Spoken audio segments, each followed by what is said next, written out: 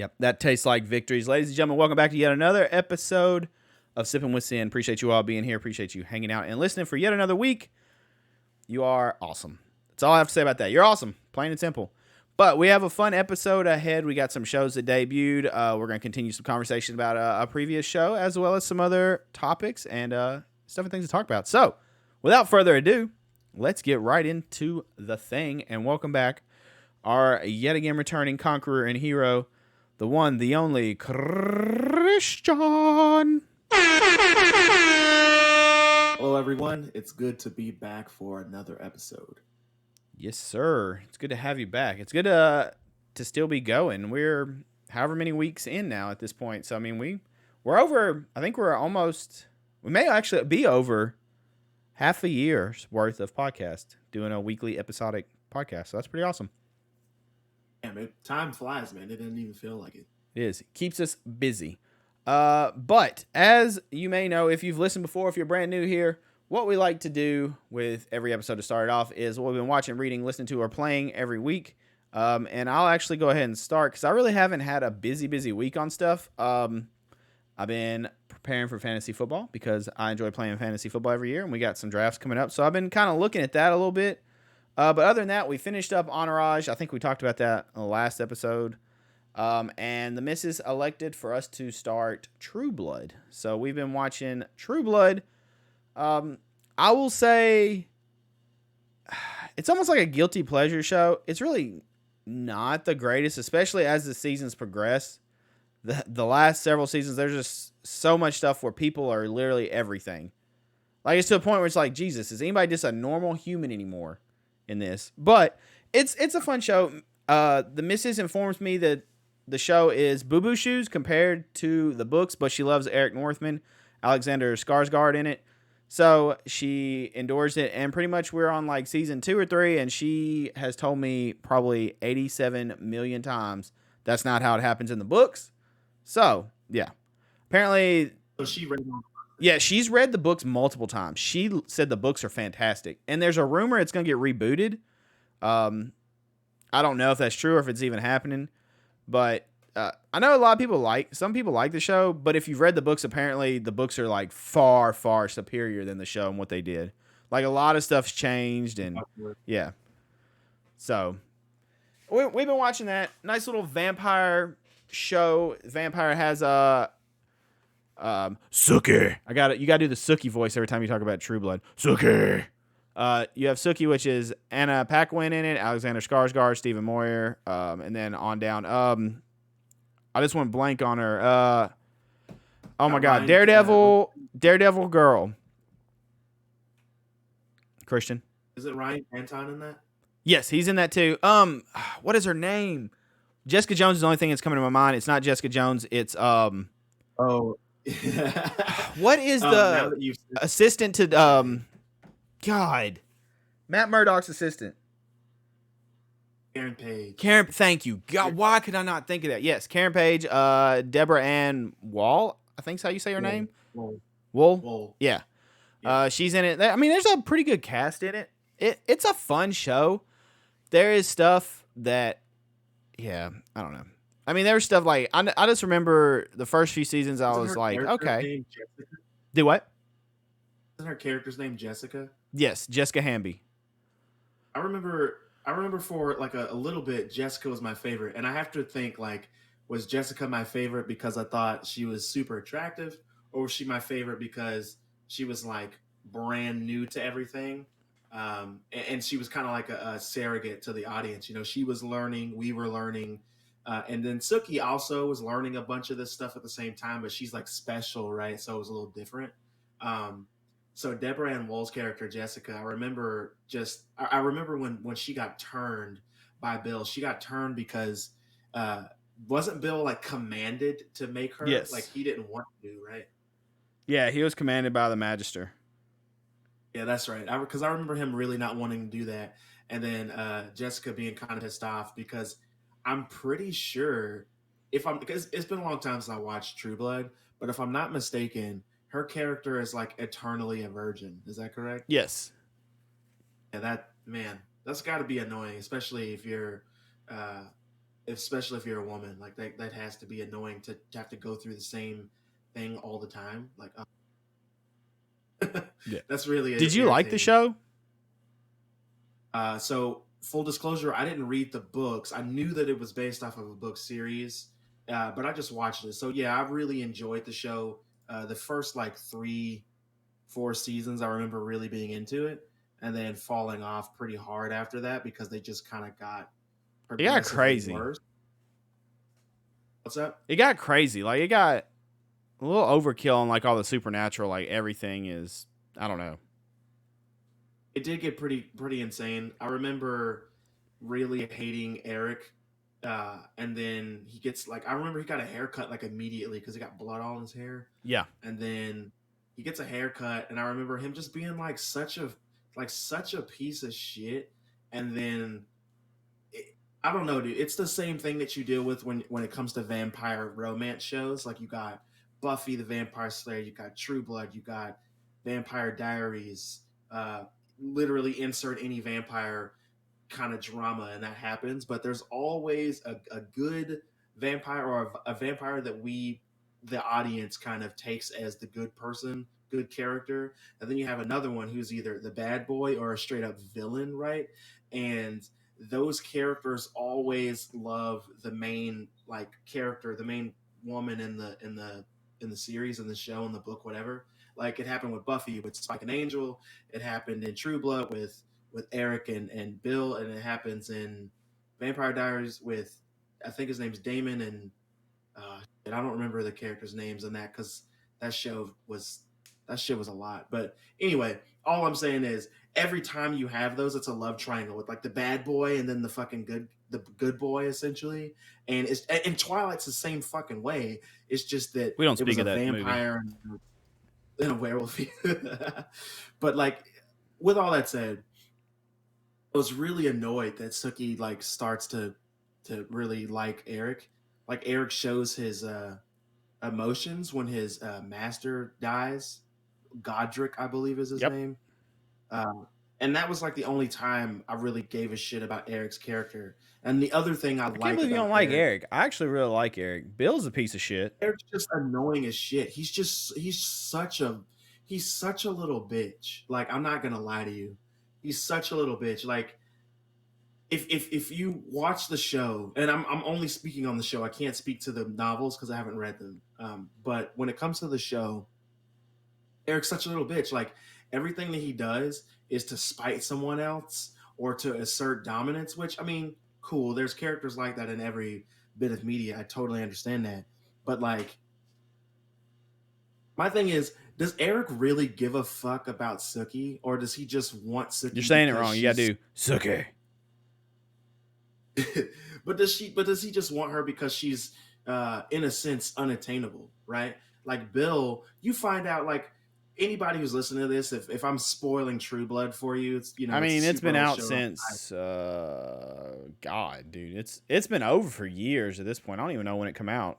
08? Season 1 was 08, I think. So if I'm spoiling this for you, then my bad.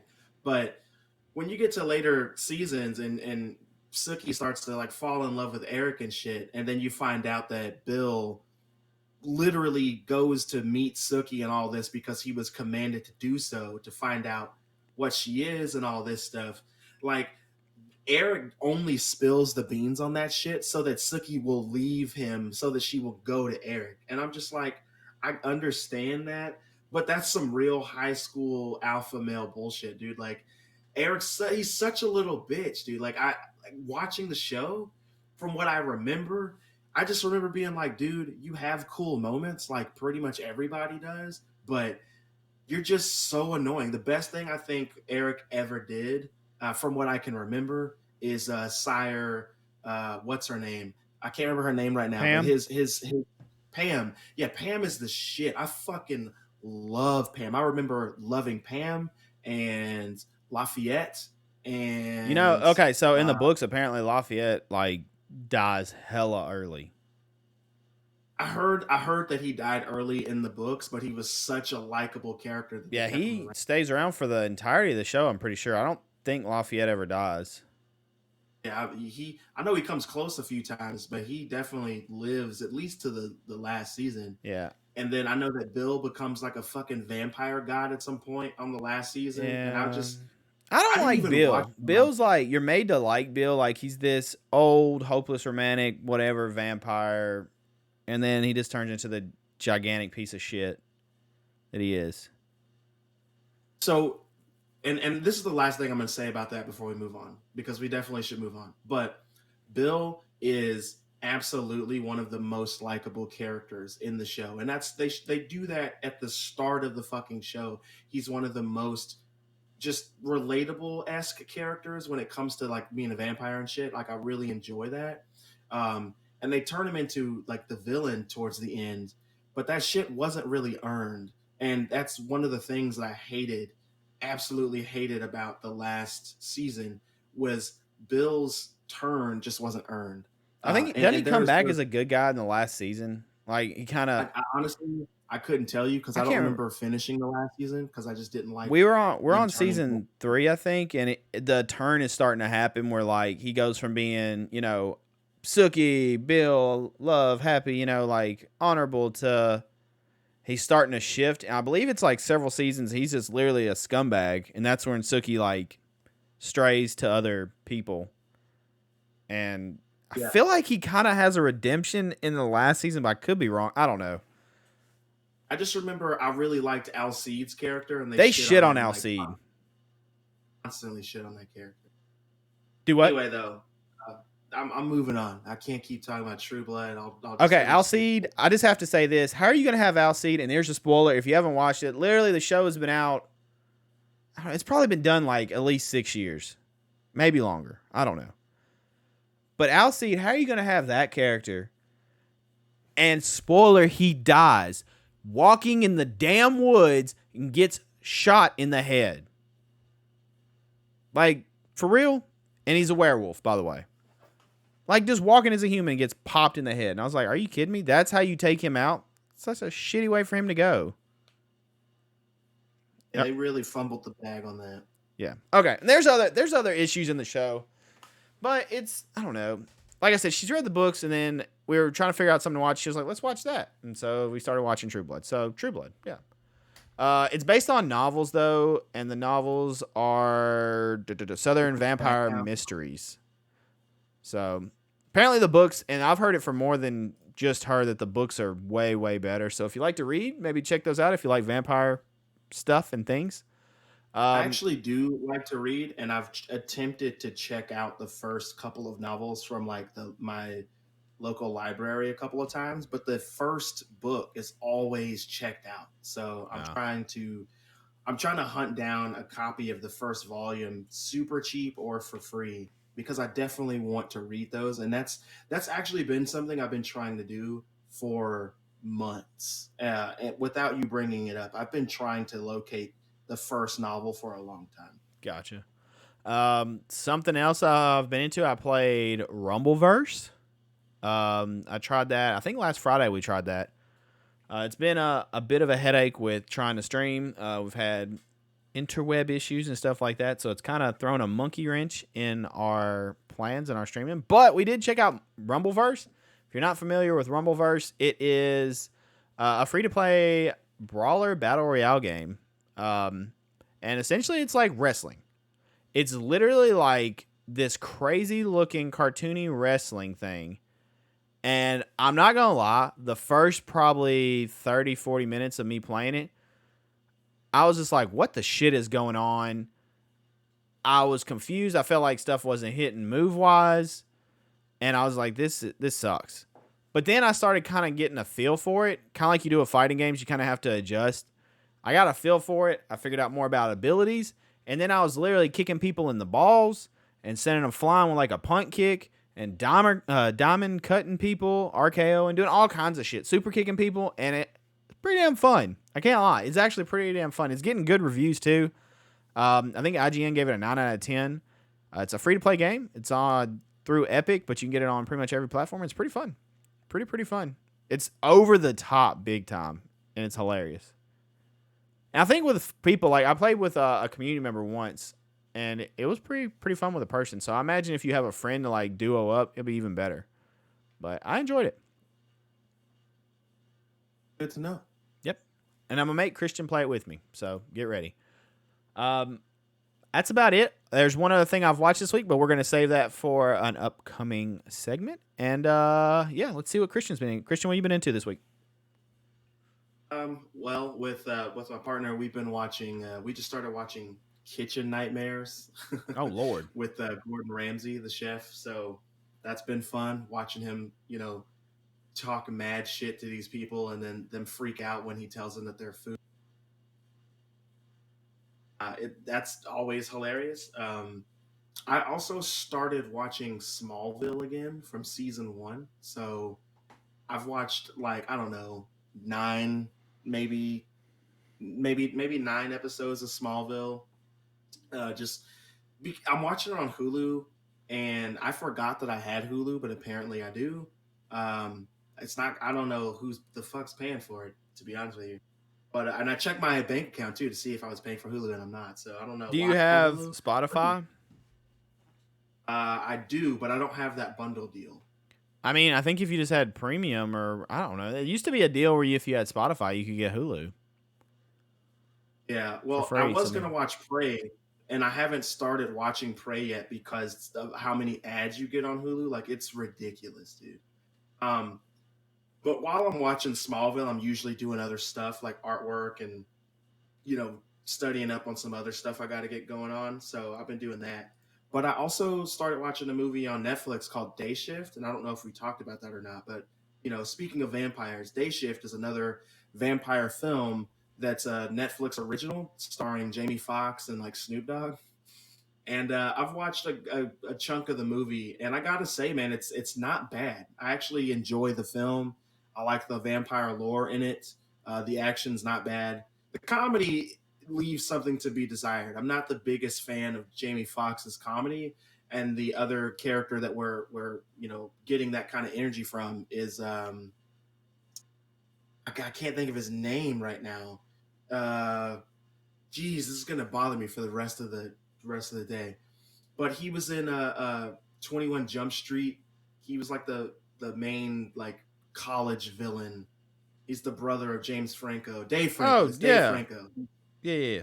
Yeah, he's in it, and he's like it's like a buddy cop kind of thing. So you got Jamie Foxx's character, who's like this hardened vampire hunter who's trying to make a shit ton of money in a week so that he can, essentially keep his ex-wife from moving to Florida with their daughter. And the way that he makes money is by killing vampires. So he's trying to take this big job and kill a bunch of vampires so that he can, make a bunch of money. And the vampire lore in this is really cool, especially if you play something like Vampire the Masquerade, or if you're just a vampire fan and you like different types of vampires, So that's definitely something that's in this.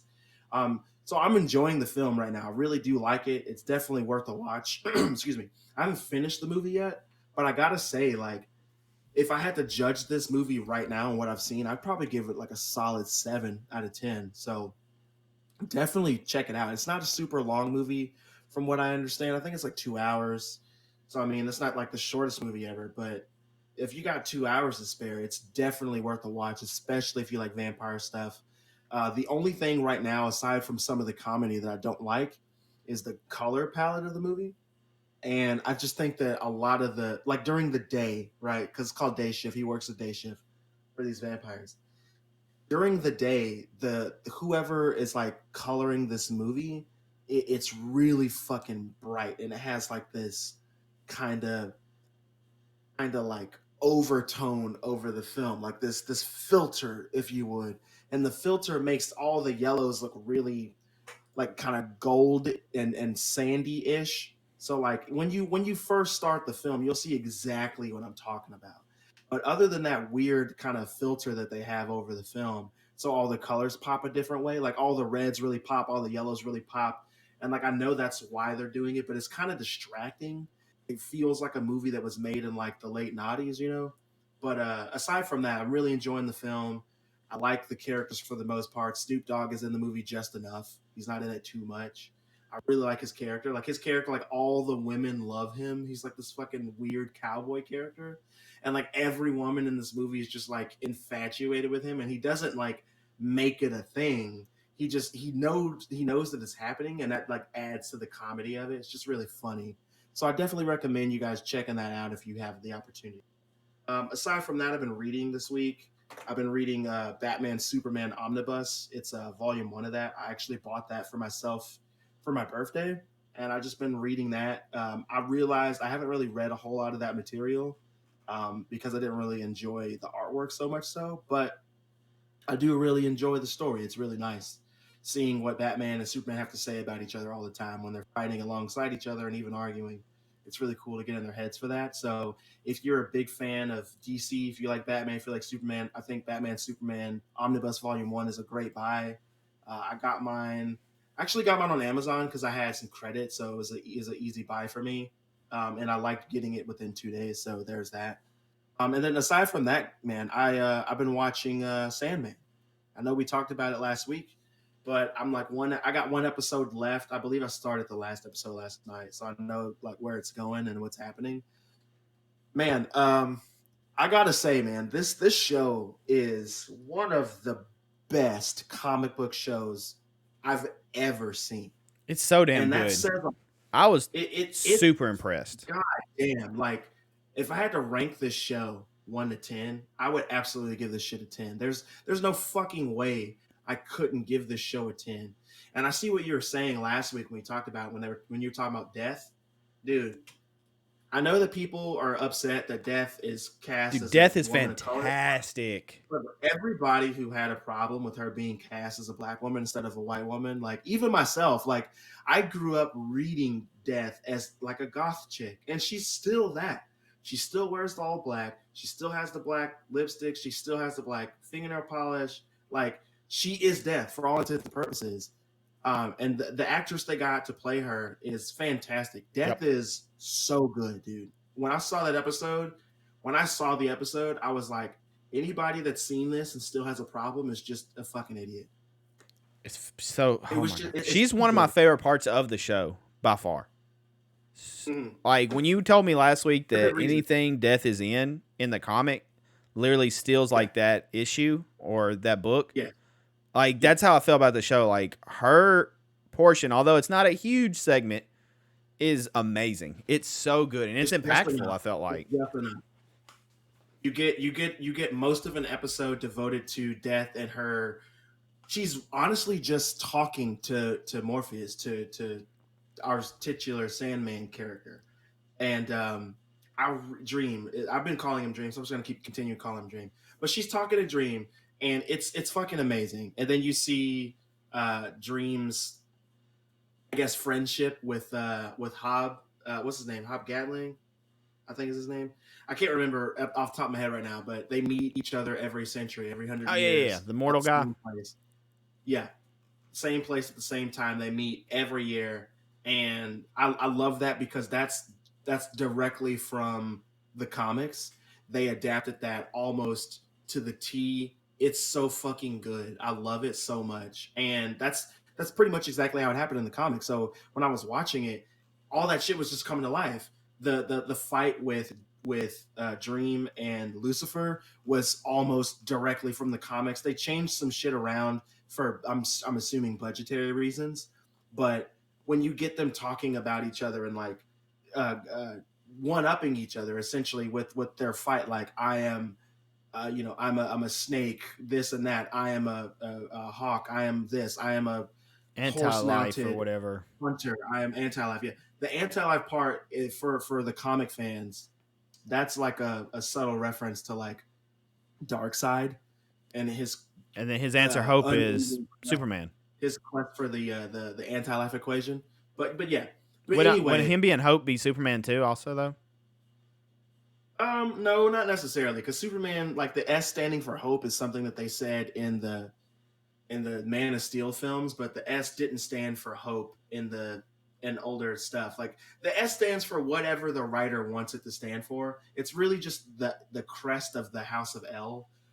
So if you Okay. have that S on your chest, it's because you belong to that family. It's kind of like uh it's a family crest. So I mean, they're like in banners for Game of Thrones. If you have certain banners, you belong to this house or you're loyal to this house. That's what that is. But it's really cool to see. I loved it. I really enjoyed seeing that kind of thing. Um, what else was I gonna say about this? It's so good, dude. Like there's so much about. I could talk about Sandman all fucking day. I love the stuff with Jed Walker and his sister Rose Walker. Okay, I that's love how that's one thing. powerful Now they that you've feel. got to that, I did want to talk about that because that starts around like episode 5 or 6 with her, Yeah. right? Hmm. Hmm. So that was like a curveball to me. Again, I read nothing and I avoided. I saw like maybe one trailer. Like I stayed away from everything. So this was like a completely new experience to me with Sandman. Not really knowing. Like I understood the premise of what Sandman is, but like Right. other than that, I knew nothing. So I go from Lucifer and Death and all the stuff that we're seeing, Corinthian, to then it's a curveball with these kids, and I was like, I don't. I almost felt like it dropped off for a minute, but I understand where it's going. Like once we kind of got there, but like that episode really threw me off for a second. I was like, oh no, are we about to like have a really strong first half of this show and then it drop off? But it all picked up. Hmm. It all made sense in the long run. But it was definitely like a hard turn to me at least. Because I was like, what the hell? What was up with these kids? What do we need these for? Like, well, I say kids. Rose isn't really a kid. I think she's like 21 maybe or something. He's 20 or 21. I Yeah, can't she's remember she's what they said. older, But yeah, old enough that she's an she's adult, an adult. like doing stuff, legal guardian or whatever. Definitely. And that's like I said, that's out of the comics too. Like obviously the character is depicted differently. Her friends are depicted differently. The people in the house are depicted a bit differently, but like it's you still get the gist of all those things. So it's really it's so I can't really explain to you enough. Like this is how you adapt a show. This is how you adapt a comic book and make it into a show. This is how you do it. It's very well done. The casting choices were definitely different, but they all worked, and I just really like this shit, man. Like it's so good. Um, a couple of things I wanted to hit on is you can see other DC characters kind of cameo in this. Like, well, we have like Joanna Constantine is what they call her the most in the show, which I explained last week. But also in Jed's room, like if you the scenes where they show Jed's room, he has like a Batman like a like action figure in the back, which is really cool. So I noticed that. So you know that's their way of adding those little DC things because they can't like legally just have like Batman, Etrigan, and all those characters show up who showed up, which I understand. But man, I like I said before, there's so much going on. But I really enjoyed the serial convention that you were talking about. It is different in the comics. We get a little bit it's a little different the way that it's set up in the comics, but the way that they depicted it in the show was so good. I can't complain. Like it was so fucking good. I can't complain at all. So I love that. I understand why you thought the Corinthian was the first serial killer. That makes sense. Did you get that But I vibe at mean, the all? Corinthian. I mean, I don't get that vibe, but it's because I've read the source material. Okay. If I hadn't read the source material, then I would lean into that more. But the Corinthian, like I said, is a nightmare for men in the waking world. So it's the Corinthian is essentially the easiest way to describe him is he is an amalgamation of men's darkest desires when it comes to like murder and shit. So Dream makes this nightmare character to haunt the dreams of men. That's his job, but doesn't want to stay in the dreaming. He wants to be out in the waking world. He wants to interact with people. Uh, I don't remember his character being openly gay in the comic, but it was also the 80s when his character came out, so probably wouldn't be like that. But the I did enjoy that difference. I liked him being kind of gender fluid in that way. But every time we see him like actually into a person, they were always did like that because it made more sense. He always kills men when we see him. I mean, I'm sure he killed women too, but most of the time we saw him, we saw him in the act. It was always a man. So I liked that little Easter egg, that not Easter egg, but that attention to detail. I really enjoyed that. Um, and what was the other thing I wanted to bring up? Oh, Jed is the original Sandman in the show. So when he's dressed up in his dreams as the Sandman, and he gets that idea from another nightmare who was posing as his mom, in the comics, there is a character before Dream called the Sandman, and he is a traditional cape and boots type superhero. And I like that they added that in the show in that way, because in the comics that was different. The Sandman was a dream character dreamt up by men that we got to see, and they explained that he was always supposed to be a dream from the comic books, the old Sandman comic books. But that's just me nerding out right now. But I really like that they had Jed just be the Sandman, and I like when Dream showed up and saw him. He was like, "Oh, so you're the Sandman!" Like I love that interaction. And then Dream was like, "I'm sorry, but she's a nightmare. She's got to go." And I loved her line, like, "Even nightmares dream." Like I fucking love that shit. And I loved when going back to Dream's fight with Lucifer, when he was like, uh, "What will you do when those in hell can't dream of heaven," or whatever. Like that line, like that shit is powerful. The That writing means is something. really, really good in the show.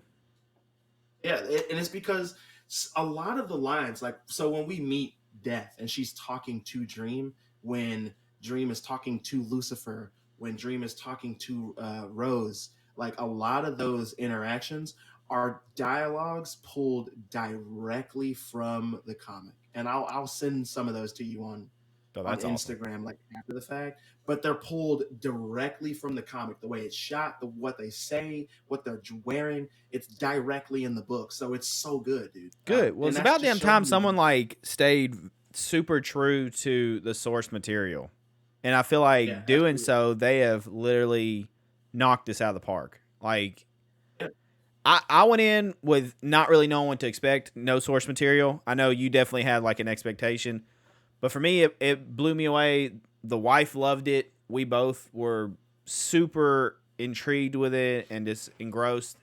And I think Netflix has a huge hit on their hands that they can definitely, like, well, I don't know what the contract is, but they can definitely run with it because I know there's a shit ton of material they can cover with this show.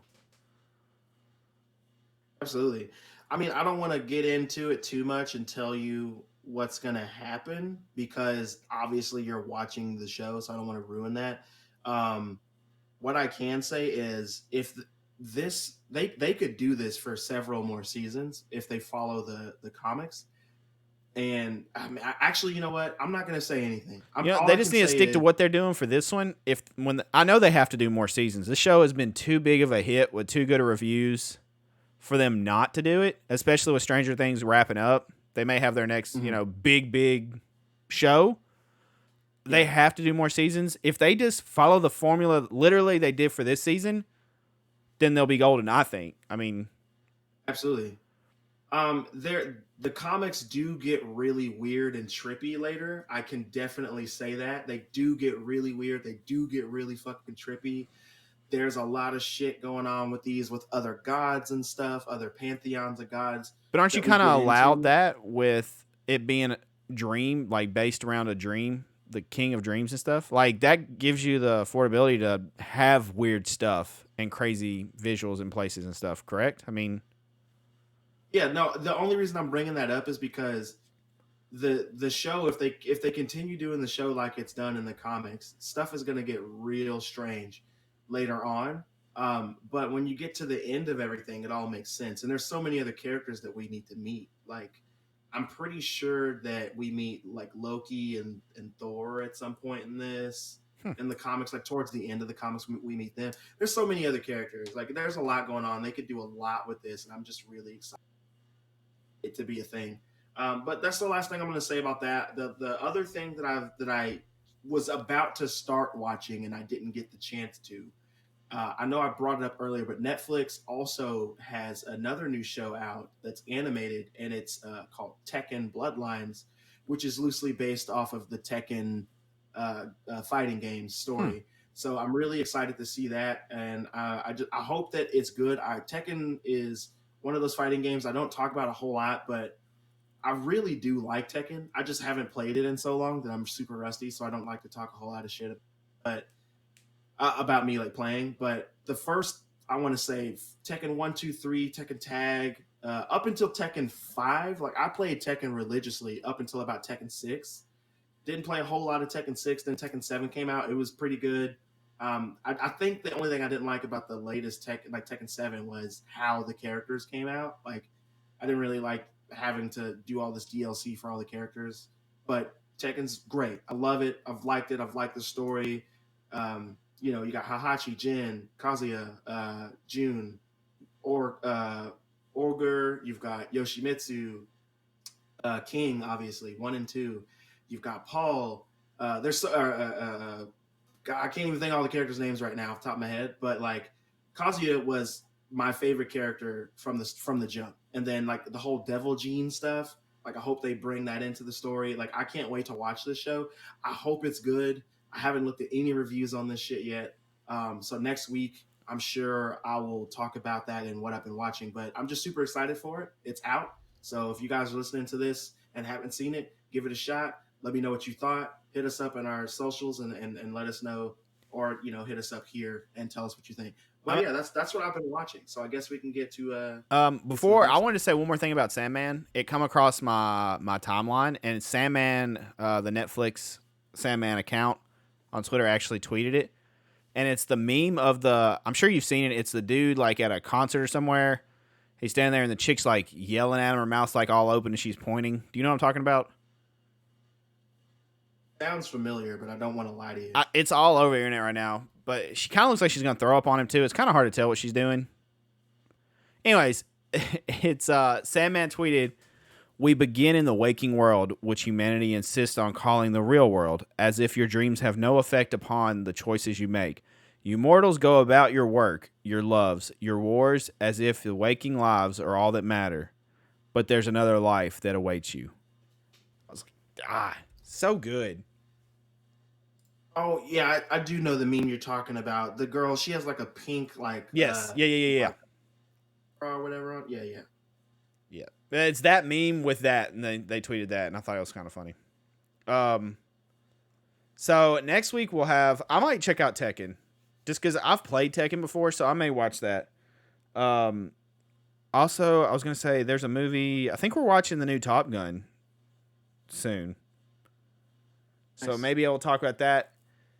And, yeah. I guess that takes us to our first topic. Oh, and the new episode, or the last episode, there's a bonus episode of Sandman. The time of recording this, apparently it just dropped today. So I'm sure we'll talk about that next week also. I think it's like the story of Dream and 1,000 Cats. And the 1,000 Cats is when I was telling you that it starts to get kind of trippy and weird. But I do know that Sandra Oh is supposed to be the prophet, and the prophet is this big ass Siamese that Dream talks to.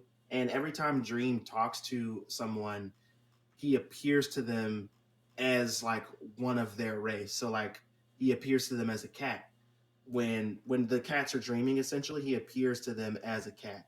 When he's in like ancient Egypt, he appears to them as an ancient Egyptian. When he's in Africa and people are dreaming, he appears as traditional African. That's how he appears all the time. So whatever you identify as or whatever, that's how he would appear to you in your dreams. So his character looks different all the time in the comics, depending on like what species or what race, whatever is dreaming him up. So it's really fun to see that, and I'm assuming that that's what they're going to do with this bonus episode. All right. With that said, though, I guess we're getting on to the next thing. Yep. Our next topic, we definitely went on that. That kind of all bled together. Like, that was segments kind of intertwined in the opening segment. But a show debuted yesterday. Time of recording this, I think it was yesterday. Yeah, that's correct. Okay. On Disney Plus, and it is the She-Hulk show. So, first, I'm going to preface by saying, especially after Miss Marvel, neither one of us are big fans. I went in with pretty low expectations, expecting something kind of similar. And I'll say it surprised me. I don't know how the show's going to go, and I don't know a lot about the source material. But I will say that it wasn't the worst thing I've seen. I did like Hulk being in there, which I kind of expected they would at least reference him. I didn't expect him to be a decent role in the first episode. I don't know how she becomes She-Hulk is kind of interesting. I feel like that is probably not how it was in the comics because that doesn't really seem like how it would be. It may be. Essentially, he gets cut in a wreck and bleeds into an open wound of hers, and she becomes She-Hulk. Pretty much. So that doesn't seem right. It had some moments. I will say this, and Christian's probably going to make fun of me.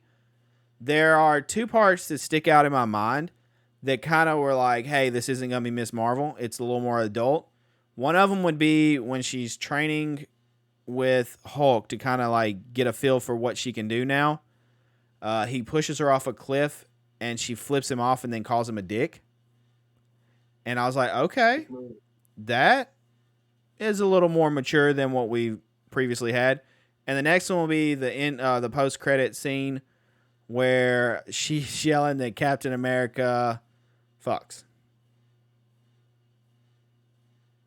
So, yeah. Dude, that was pretty funny. That alone, I was like, okay, so this is a little more adult. Like, I'm not saying it's going to be great, and I'm not like, oh, this is the best thing ever.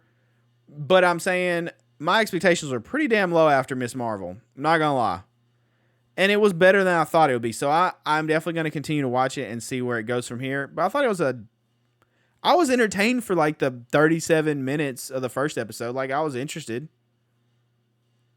Good. So, if you had to give it a rating, what would you rate it?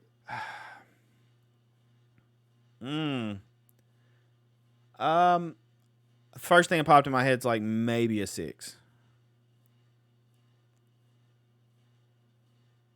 I mean, it's not great, but it's not terrible. We'll see where the show plays out. This is one episode. It is a hugely different vibe than Miss Marvel to me. Obviously, it's not as it's more mature. There we go. I guess that's what I'm trying to say. It still has the normal Marvel kind of cheesiness stuff in parts. But I mean, it wasn't bad. I know I was waiting for Matt Murdock to show up because I know he's in here somewhere. And I love Daredevil, so I was waiting on that. But Mrs. Sin, who hated Miss Marvel, she wasn't into it at all. We watched and she was like, I'll watch another episode. So it was enough to bring her back for another episode. So, I mean, I would say a 6 right now. It could get better. It could get worse. They could lose me completely, but they at least got me for another week, which they'll probably have me for the whole season because I'm sure we'll talk about it. But I'm at least interested enough for another week. Like Miss Marvel, I'll just kind of watch it just to know what we're talking about. I wasn't really in it. I mean, I get it. Put your doctor gloves on, Christian. I know you're about to dissect the shit out of this, so go ahead. I mean, you could be wrong. Here's what I have to say about She-Hulk. My expectations weren't like low for the show. My expectations weren't high either. They were like right in the middle. Because I figured I like She-Hulk, the character. I like She-Hulk stories, like the She-Hulk comics. Like I'm a fan of She-Hulk. Like, let's just be real. I'm a fan of She-Hulk. Jennifer Walters is cool. She breaks the fourth wall a lot. She was doing all the she was doing all the Deadpool stuff before Deadpool. Like, She-Hulk's older than Deadpool when it comes to being in the comics. And she definitely was breaking the fourth wall way before his character even came out. And they do that in the show. I'm sure they're going to do it more. Like, it just makes sense that they would do that more often in this because it's Marvel and they're all about the humor and the quips. Every character is really quippy and has a lot of jokes, which is the one thing that I actually don't like about all of the Marvel shows and the films. But this was a healthy balance. This was a healthier balance of that. Like, She-Hulk's character joking a whole lot makes sense because that's what her character does. So I wasn't mad about it. The way that she, they fast tracked the shit out of this. Like, yeah, I gotta say, we didn't spend a lot of time talking about Jennifer, who she was, what she was doing before. Is it only 6 episodes? I believe so. I could be wrong. That's probably why they fast tracked then. But yeah, they totally fast tracked the shit out of this, which I appreciated. Not even because I don't like origin stories and stuff, but because it just kept it going. It kept it moving. It kept it moving. It kept it moving. It wasn't like a big lull in the episode, a big long pause where we had to get into shit. But like I said, it's the first episode. We don't know what's going to happen. If I were going to rank the show, I'd give it a 7. I give it a solid 7 for sure. I did enjoy this. I liked it more than some of the other Marvel stuff that we've seen first episode wise. I really like this first episode way more than the first episode of Miss Marvel. I didn't really like Miss Marvel. We already talked about that. This one I'm probably gonna like, to be honest, because I Yeah. like the character. I like the source material, so it's Isn't more she interesting. pretty like crude and stuff? Didn't you say that like She-Hulk's kind of like sexual and everything? So she's gonna be definitely more like an adult themed character. They make yeah. Let me yeah. She is. She's definitely more sensual of a character. While you're on your Than rant, I, also, can you is her origin story the same in this as it is in the it's comics? different. Like this one's definitely Marvel Cinematic Universe version of her origin. And is It she makes related to sense. Bruce? That's my other final question before you go on a rant. Yeah, she is. Okay. They are All right. actually cousins in the comics. She does become She-Hulk in the comics by blood. Bruce, she gets in. She gets into an accident. I believe she gets shot in the comics after prosecuting a guy, and then she needs a blood transfusion. Bruce is there. He gives her the blood transfusion. She wakes up, gets pissed, turns into She-Hulk, and that's where they get the savage She-Hulk from. Like when she first transforms, she's all pissed off and la la la, like a Hulk would be. So they call her Savage She-Hulk, and then after that, she stays in her She-Hulk transformation, and she still has her personality. She's still Jennifer Walters. She's just also She-Hulk, and she doesn't have a split. She doesn't like they do that in this episode. Bruce is jealous because she doesn't have to contend with a Hulk vying for control like a Jekyll and Hyde situation. She is just always herself. They recently changed that in the comics. Now she does Hulk out and have a Hulk form where she's super big and muscular and shit. But I highly doubt they're gonna add that into the MCU anytime soon. It's just unnecessary at this point. But yeah, that's pretty much her character, and she uses her sensuality, sexuality to her advantage, not in a bad way. Like it's very well done. It's very tasteful. Obviously, men draw her to be super hypersexual sometimes, but like, they do that to every fucking character. I don't really count that.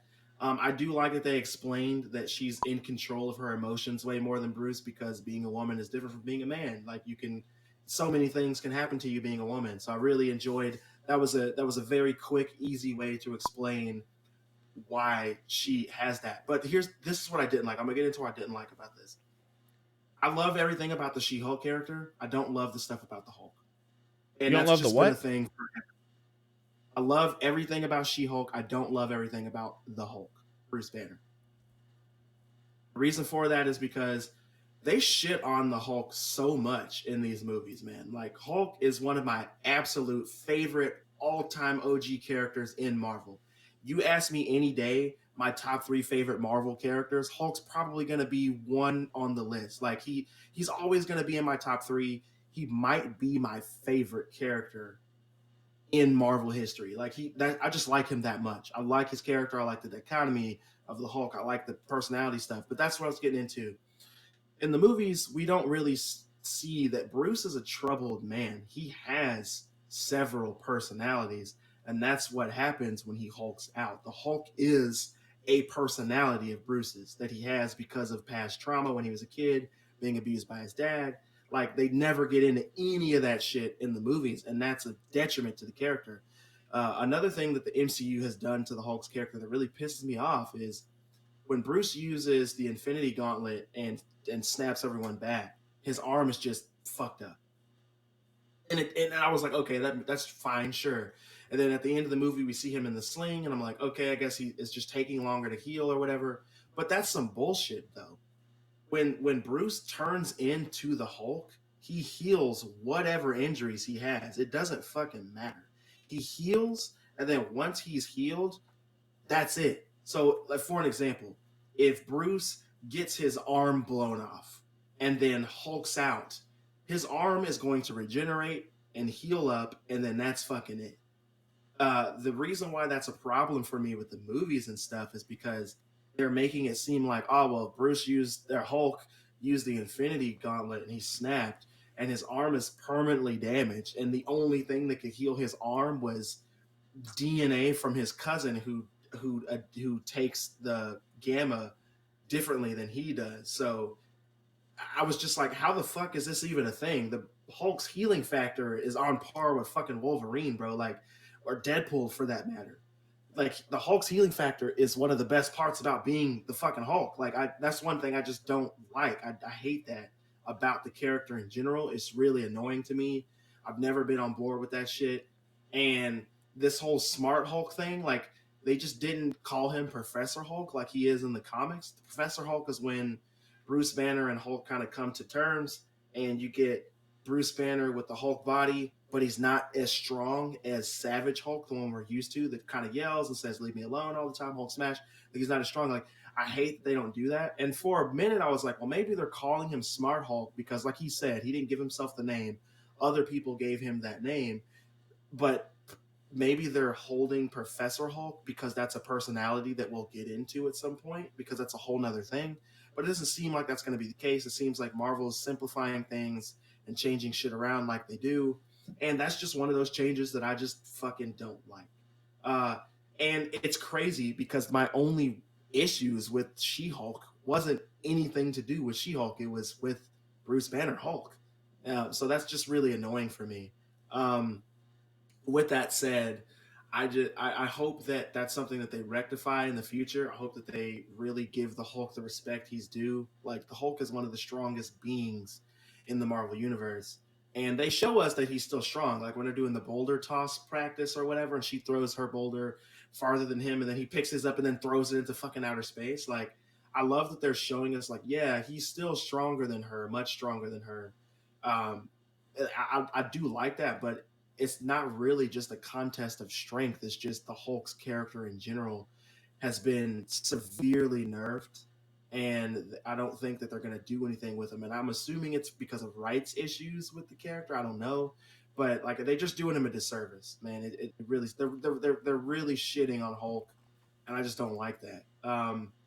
The CGI, like I know that people are like, oh, don't talk about the CGI because Marvel doesn't treat their people well and blah blah blah blah blah. Like, here's the thing, man. I don't give a fuck. I really don't give a fuck. Marvel. I didn't think that Marvel was treating their fucking people with the utmost respect because we know that Disney, Pixar, and all them, they don't treat anybody any better with those projects. So it just makes sense that Marvel, because they are Disney, would be doing the same shit to people. So the CGI in parts was really wonky. Their mouths move really weird. We already know that Marvel will release some shit that's unfinished and then weeks later go back and re-edit stuff and then just leave it out there like it's always been the case. They did that with WandaVision. They've done that with the Infinity War films. They've done that with anything that you can think of that we've watched that has a lot of CGI in it. The movies will come out. They'll be in the fucking thing. Like if you watched Infinity War and Endgame, you watch those films. If you watch them the first week that they came out, like the first day that they came out, the film looks different from it being out 3 weeks later. They will straight up just re-release the film quietly with new CGI because they fixed stuff and added things and blah blah blah. They do that shit all the time. It's all over the internet. You can find it easily. So, like I said, I don't care at this point that they're not treating their people right. They have the time and they have the money to make this shit the best it can be. There's no reason why She-Hulk should be looking like the Aladdin genie from the fucking abomination that was Aladdin live action. So I don't like that. It didn't really take me out of the show, to be honest with you. Like I'm not even gonna lie. Like I figured the CGI would be wonky, so I didn't really give a shit that it was wonky at parts. I just wanted to let it be known that I did notice that it was weird. Um, but Jennifer, her character was dope. The only other, I guess, complaint that I would have, nitpick, is that when she's Jennifer Walters, her hair is like curly, and then when she turns into She-Hulk, it's Yeah. like straight. So Yeah. that's pretty fucking funny. But And other Miss than Sim that, was dude, like, her really, hair gets really long when she becomes a She Hulk and changes. I was like, eh. yeah, yeah. I mean, that definitely like there are versions of the Hulk where when he changes, his hair gets a little bit longer. Sometimes they give him chest hair, sometimes they don't. I personally prefer a Hulk without a hairy chest. It just looks more aesthetically pleasing to me.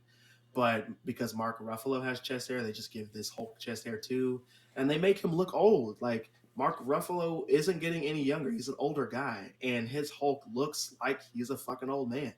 So I don't know, like I don't know if they're doing that because they eventually want to do a Maestro Hulk situation, or it's just easier for them to do with the CGI, and because they want to stay true to what Mark Ruffalo really looks like. I'm not sure, but like I said, the show itself I did really like.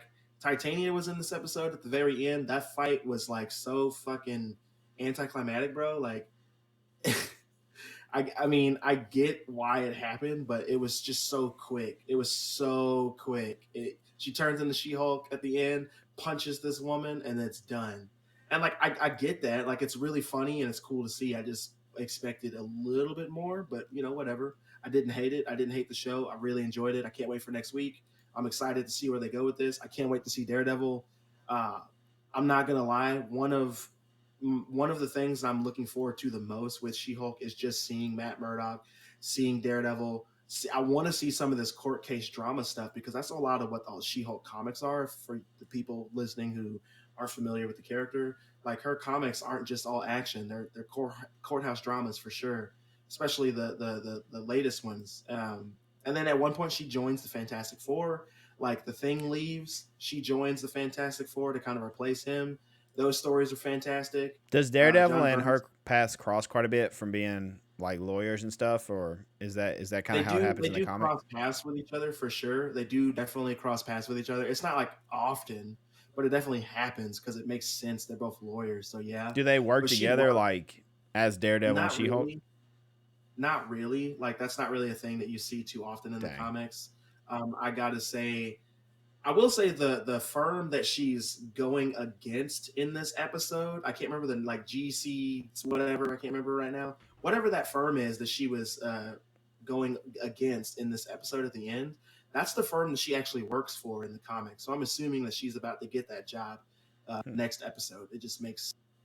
But yeah, man, She-Hulk was good. I enjoyed it. I give it a solid 7. I'm looking forward to more. The only thing I really didn't like about the show was how they're just shitting on my boy Bruce Banner. You know, like they just, I don't know, man. I just don't like the treatment of his character in all of the Marvel films, this show included, because he deserves better. And that's pretty much it, man. I enjoyed it. I can't wait So for the next one. we both gave pretty And, decent scores for the first episode.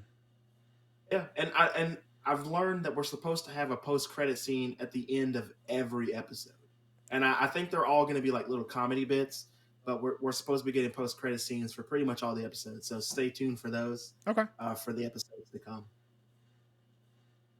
All right. Nice. So not bad. Next week's episode, we're gonna have a lot to talk about. Like we said, Christian wants to watch Tekken. I forgot what else said. I'm supposed to watch Top Gun. We have Game of Thrones coming out this Sunday.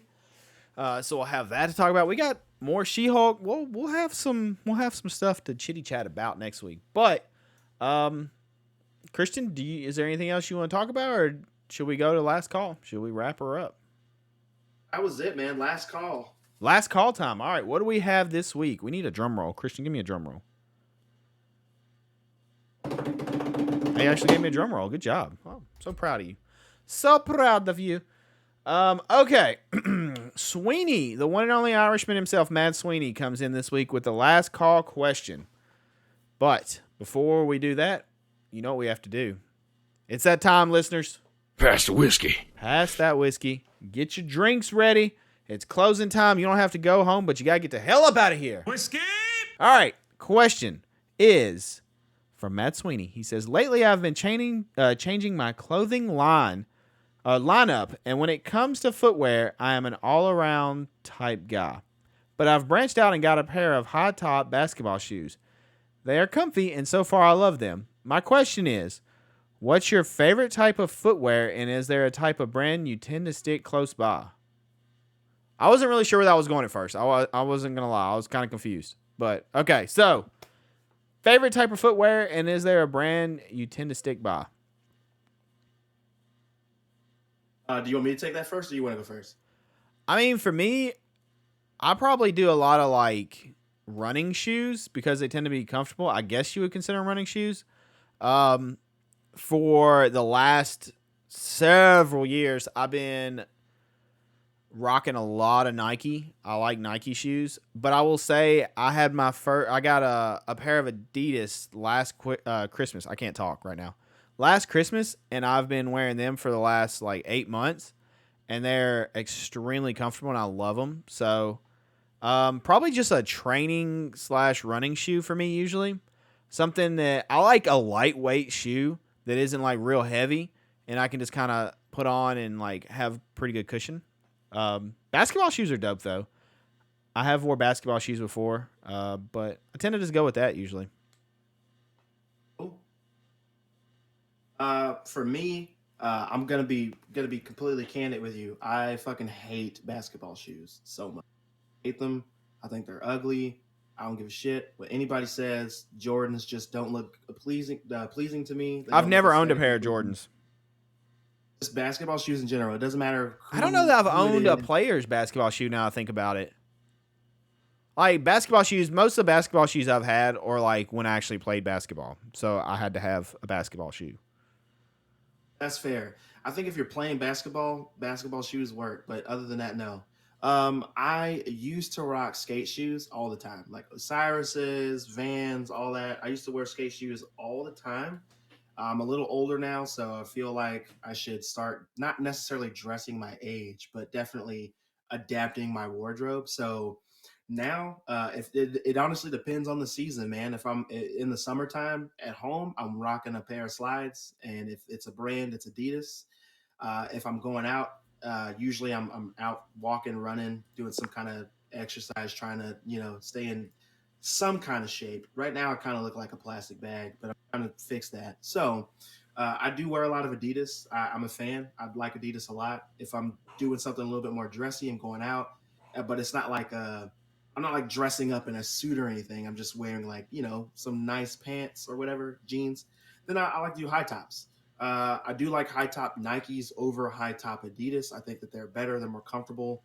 Um, I like the I think they're called mid blazers or blazer mid. Those are like my favorite Nikes to get, and I like those because fun fact: Kyle Reese from Terminator One wore those Nike blazer mids, and that's been my favorite shoe ever since when it comes to Nikes.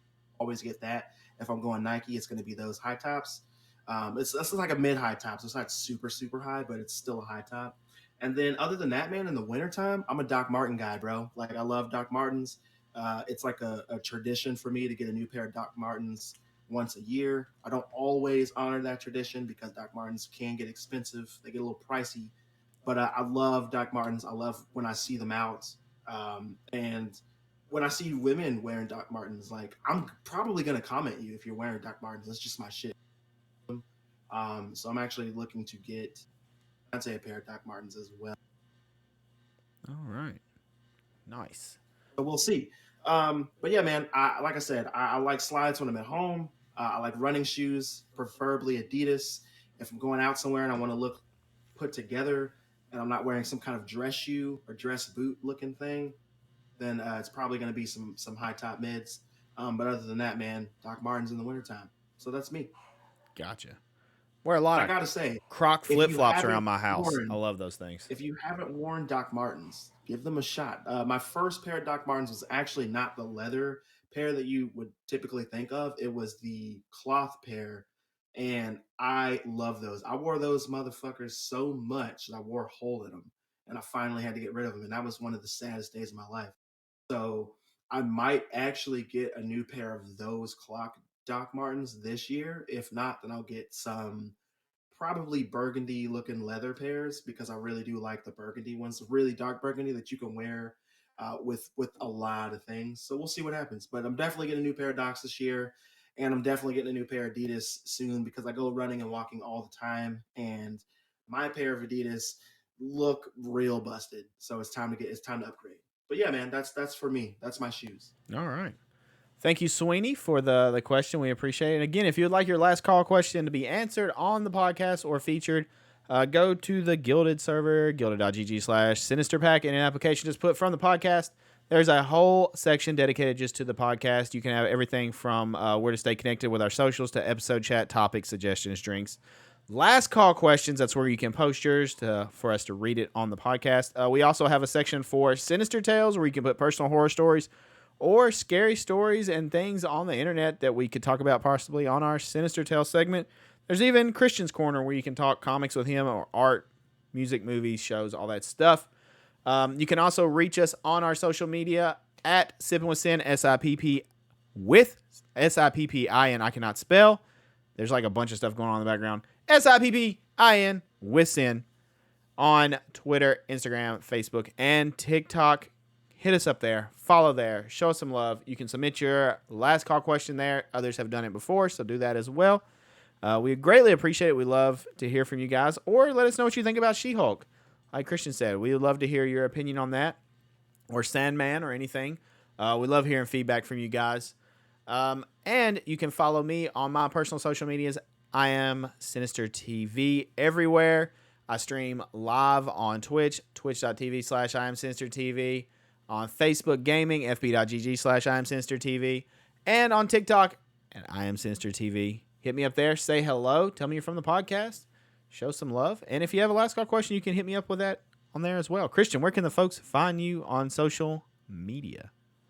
You guys can find me on TikTok and Instagram at Ven and Ink. That is VEN and Ink, all one word. Those are the only places you can find me currently on social media because, contrary to popular belief, I don't like social media that much. You can also find him on Grindr at the Dreadlock. Just saying. Christian's ignoring that. Just kidding. He's not on Grindr, I don't think. I don't really know. But I'm going to say probably not. Not on Grindr. I mean, his partner would possibly drop kick him in the face if he was on Grindr. Just saying. Definitely. All right, folks, but that's going to do it for this episode. We appreciate you listening. If you made it this far, you are a real one. Thank you so much for taking the time. As always, don't forget to share, like, subscribe, follow, all that good stuff. Spread the word of this podcast to everyone. Share it with your friends.